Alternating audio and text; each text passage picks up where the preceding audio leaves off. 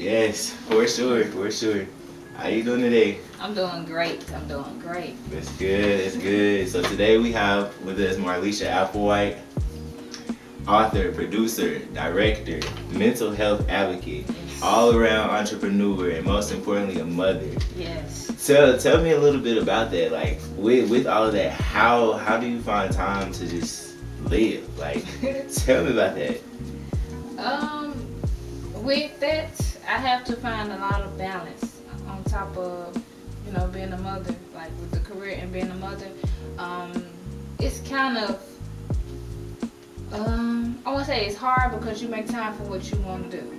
Right. So, of course, I'm gonna always make time to be a mother. Mm-hmm. Even when kids want to do what they want to do nowadays, as far as like do their own thing. Not saying like go out in the streets or nothing, because that's not what they really do. But I make time for what I want to do. Gotcha. I got to Prioritize, yes. That's that, and that is what it really is all about. On there, we got author, producer, director, mental health advocate.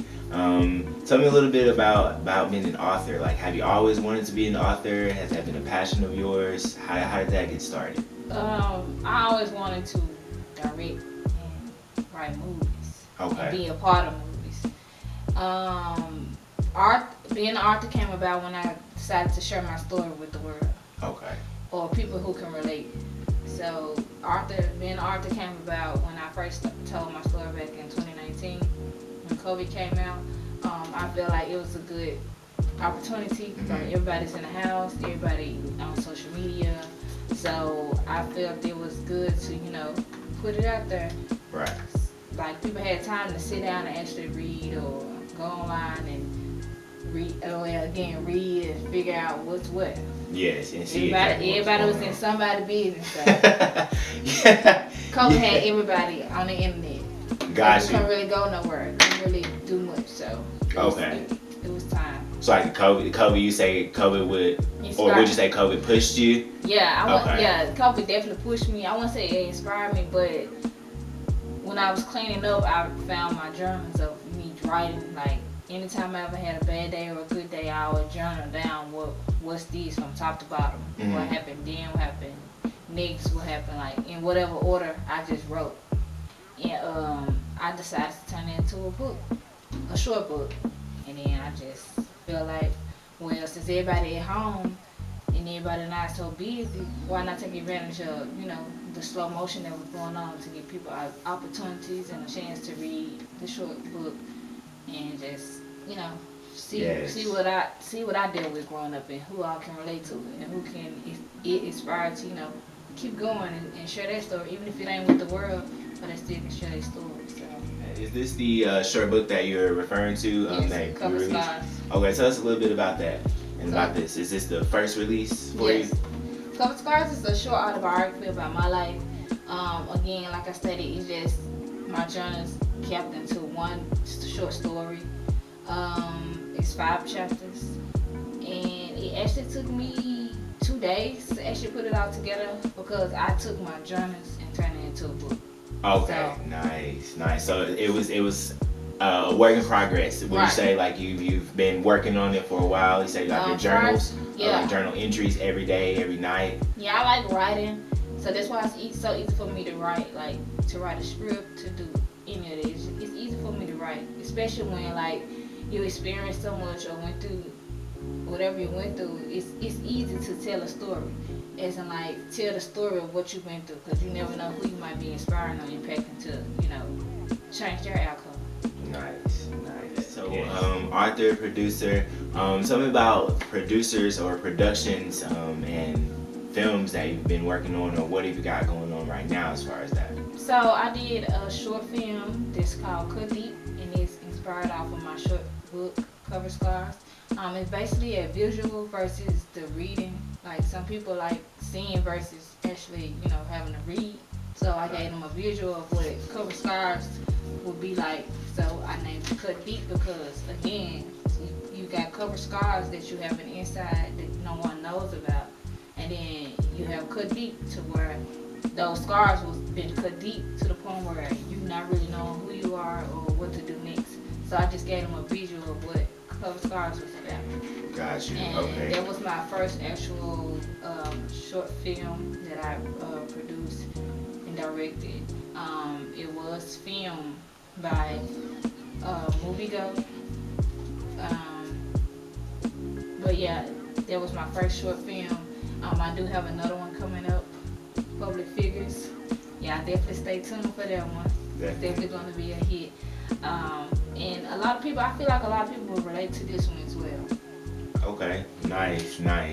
So where are we able to find the book cover scars and then the film relating to the cover scars, So the Cut Deep film? Cover Scars, I do have them on hand. So like I do take pre-orders. I also have another book out called 1212, and it focuses on your mental, like self-help. This book really helped me recognize how toxic I was being, like, and when it came to a relationship or a friendship or just within myself. It also helped me define like how to really let go without, beat myself up. Like it just helped me with a lot. Like I really was talking to myself when I wrote this.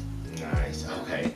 So to tap in a little bit into that, you said the book is called 1212, and it's about mental health. So what have you always wanted to be a mental health advocate, or like how did you get into that? Was that?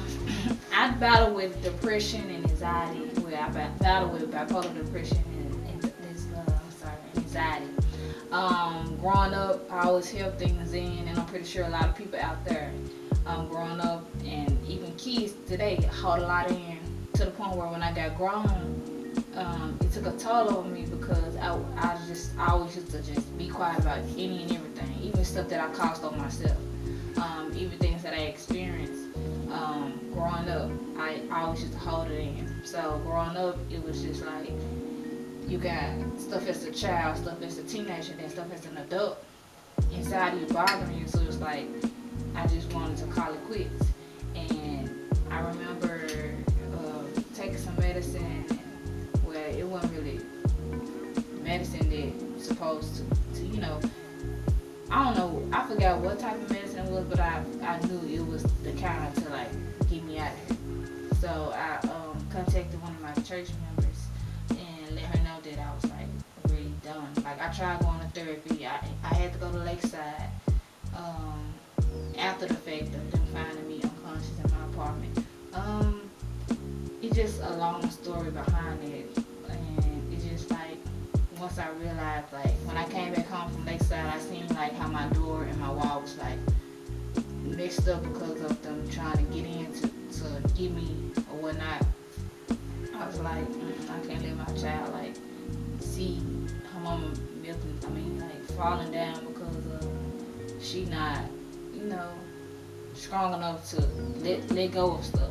Certain stuff that she could have been let go a long time ago. So, and then I always used to pray. Like I used to question God. I definitely used to question God because I was like, dang, I'm going through this and that. And people say God real, God this and that. But I had to realize that I had to know Him for myself, not from other people telling me about Him. I had to go figure Him out for myself. So it took a lot to get through those depressed days and having real bad anxiety. I mean, my anxiety and depression is still here. They don't go away. It's just all about maintaining. Okay. Wow. That is a lot. Looking back on that and where you are now, what would you say to someone who is going through anxiety and dealing with depression right now, but afraid to speak out, afraid or doesn't really know how to handle it or what to do about it? I would say if you can't talk to someone, start journaling, start writing it. Start like, even if you gotta write it and burn it, that's just a step of you letting go of whatever it is that was holding you back from whatever you're trying to progress to.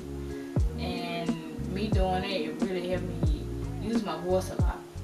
Like, I use my voice a lot, a whole lot. Ever since I used my voice and spoken to mic, I haven't regret turning back, or using my voice on pen and paper. I haven't thought about looking back, or even through my film, I haven't thought about looking back.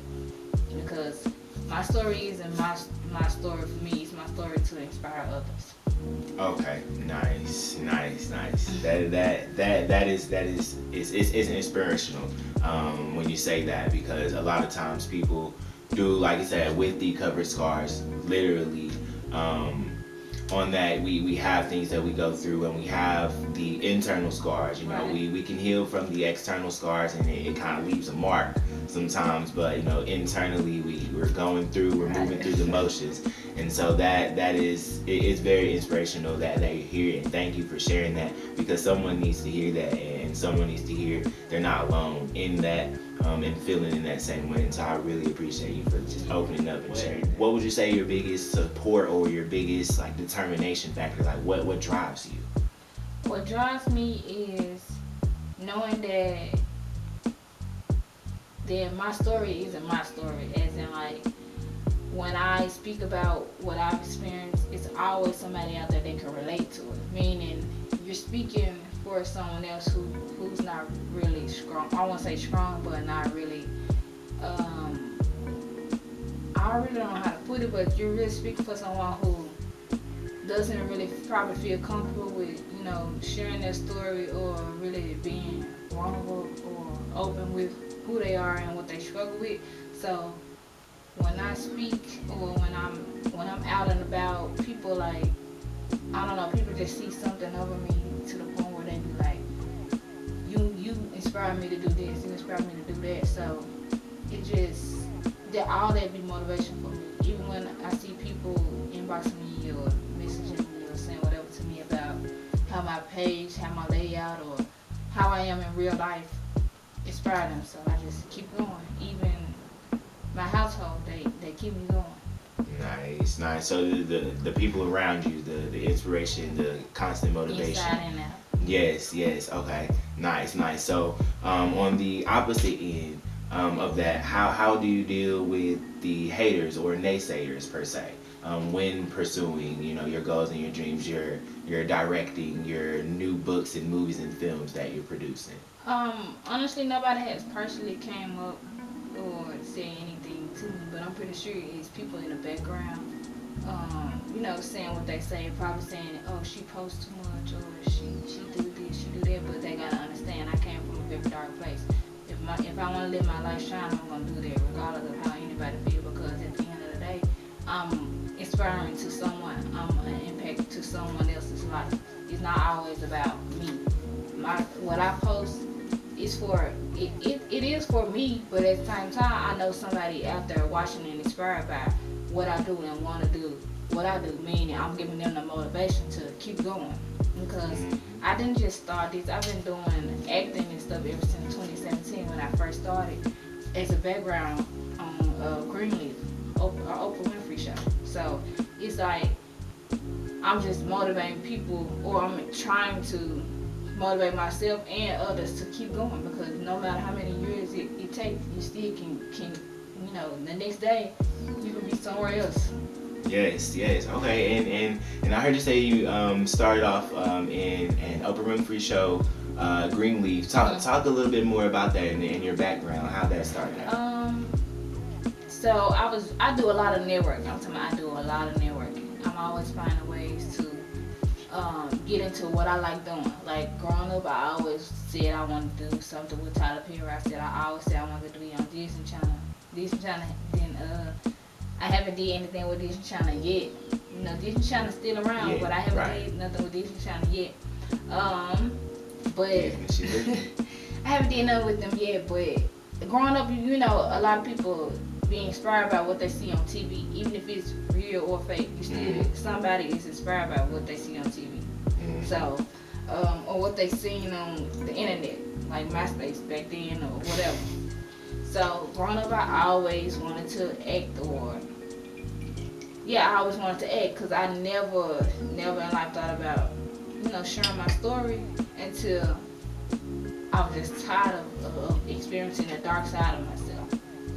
But back to what I was saying. So background acting came about in 2017 when I first did a background scene for Oprah.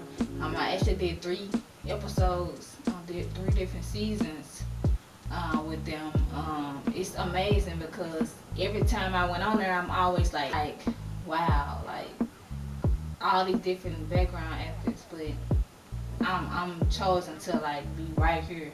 Right. So I appreciate that opportunity that I had with that casting. It's just and after that, once I seen how amazing it is to be right there with celebrities and actors and all that, I was like, nah, I gotta keep going. Gotta Right. keep going. Yes, yes. So that's the dream, the inspiration that you were seeing. You know, that you were just talking about seeing on TV, and so Once you get a little boost of it, it's like you want to keep going. Nice, nice, nice. And I know I heard you said that you mentioned that you wanted to from there you wanted to do something with Tyler Perry. How has that happened for you? Yes, I done did actually 2 shows for Tyler Perry and now a movie. Okay, It's, okay. background work, but it's okay because the background makes a big picture of what you're trying to go with. So I already know that if I'm not doing the main role with Tyler Perry, I'll be doing the main role with somebody very soon. Yes, yes, So most I just definitely. thank Tyler Perry for and his casting crew for giving me the opportunity, someone from Memphis, Tennessee, the opportunity to come back for the 3rd time. Yes, 3rd time. Yes, not once, not twice, 3rd. So off the wall question: if you could be remembered for anything, what would it be? Anything at all? If I could be remembered for something, it would be someone who always wanted to keep going. That's my favorite hashtag that I created. Keep going, and someone who's surviving her. And when I say surviving her, is surviving from my hurt, emotions, and my reputation. Okay, nice, She survived. nice. What do people misunderstand about you the most? Um, I know some people might misunderstand my post. Like when I post on social media, some people might take that as bragging, which they got like again, like I treat myself like I'm humble, very humble, but at heart I treat myself like a local celebrity, but a very humble local celebrity. As you should. Meaning I'm not out here like I'm doing this and that because anytime I approach myself to someone new, I never have to speak about what I'm doing. It's always like what they see in me as in like they always telling me how my personality is this way or that way, but it's like people see something in me before I can even express who I am or where I went or where I came from. So it's like people always misunderstand me. Yes, yes. So that okay, got you. I like that. I really like that. If you could go back and have a conversation with your 16-year-old self, what would you tell her? Thank you for not giving up. Thank you for constantly pushing, even when it's really you that really didn't let your voice be heard. But again, there was a time and a place. It was a reason why it stuck in you for so long. That way you'll be an adult and be able to manage it well versus being 16, trying to tell your story and you end up telling your story and it go left, meaning you wasn't really mentally mature at the time. Even though as an adult you don't always be mentally mature, but I feel like I worked myself up into being mature mentally. So I just say thank you for sticking it out even with not knowing or how things will be. Yes, I like that. I like that. I like that. And so, as far as your mental health advocacy, do you have do you do like mentorships? What like do you like offer on that, or how do you like push out to the community? How do you like yes, how do you like support the community? What type of events do you like attend and do on that? I used to do like youth ceremonies, like where I celebrate the youth and all the stuff they have done. Like I did 2 of those way back. I used to do like picnics, and I really haven't did nothing in a minute because honestly I just haven't. But I'm still trying to navigate my way through this career path. I really want to start going to prisons and speaking to young people that's like young ladies that's probably in prison losing their mind or just having a hard time, because I know I'd be the same way if I ever experienced like having to be in the jail cell or something. I just would want to do that one day. I'm manifesting it. I'm manifesting like doing more with mental health. Seriously, because people don't talk about mental health more nowadays. It's always once somebody passed away, then that's when they want to highlight it, but it only be for a quick second. Like we need mental health to be always around, always important. So it's like a phase when it comes to mental health. So what's next for you? What are you currently working on? Any projects that we can expect? I'm working on a new project. It will be YouTube based. I also want to do more acting, of course. I'm manifesting more acting. And I want to put out another book, but I want to put out my film first, and then navigate from that. And I also want to do more events, as far as like speaking events or hosting events, or starting to invest more in myself and other people. Nice. Nice. So we got a lot we can be expecting from you, huh? I'm not really always. I try to sit, but I can't. Like the way I am, it's impossible to sit and not do nothing because I know where I'm trying to go. To any young woman, young man, aspiring actress, aspiring actor, director, producer, mental health advocate, author, out there watching right now, what would you tell them? I would tell them keep going.